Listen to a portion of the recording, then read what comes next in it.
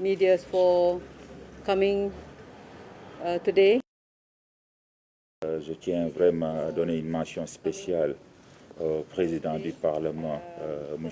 Sakandé, honorable Sakandé, mais aussi au ministre en charge de l'urbanisme et des villes pour m'avoir accompagné pendant toute cette mission. Comme vous le savez, c'est la première fois que je viens ici au Burkina, donc pendant ma visite.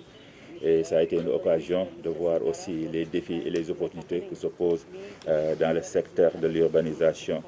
Et comme vous le savez, le mandat de ONU Habitat, qui est le focal point pour l'objectif 11 des ODD, est de s'assurer que les établissements humains constituent un cadre propice d'épanouissement, mais aussi d'amélioration des conditions de vie des populations, comme vous l'avez vu, effectivement dans la dimension économique, sociale et environnementale. Donc pendant cette visite au Burkina, j'ai eu l'honneur et le privilège de rencontrer plusieurs autorités au plus haut niveau de l'État. Mais aussi, comme vous l'avez vu, moi j'ai eu la chance de faire des visites de terrain. Mais ce que je peux tirer comme conclusion et qui peuvent être les différents domaines de collaboration entre ONU Habitat et le gouvernement du Burkina Faso sont autour de 3.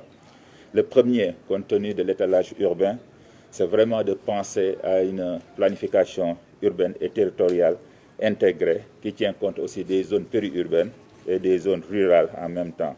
C'est important d'avoir cette conception de la planification parce que la planification n'est pas seulement le problème d'un seul ministère. Il doit être partagé entre les différents ministères sectoriels et travailler ensemble pour s'assurer un étalage territorial cohérent et concerté entre les différents acteurs. Le deuxième domaine de collaboration qu'on a vu, c'est au niveau de la réforme foncière et de l'amélioration de la gouvernance et de l'administration foncière. Je pense que c'est quelque chose qui est revenu dans tous nos entretiens avec les autorités de burkinabé, mais aussi il y a une possibilité d'améliorer cette gestion foncière pour pouvoir mettre en place un système de revenus qui permet aux municipalités et à l'État même de collecter les taxes et les différentes formes financières pour supporter le budget de l'État.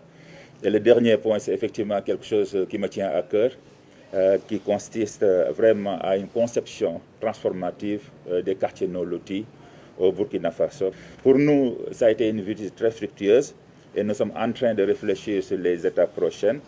Et la prochaine étape, c'est vraiment de renforcer la présence de ONU Habitat au Burkina Faso en collaboration avec la résidente coordinatrice et le système des Nations Unies, mais aussi venir avec un plan d'action concerté avec les autorités que nous avons rencontrées pendant ces 3 jours pour s'accorder sur les prochaines activités à prendre en considération, mais aussi voir dans quelle mesure, ensemble avec le gouvernement, le secteur privé, le système des Nations Unies, les bailleurs, on peut lever les ressources nécessaires pour entreprendre cette entreprise sur laquelle nous sommes tombés d'accord avec le gouvernement.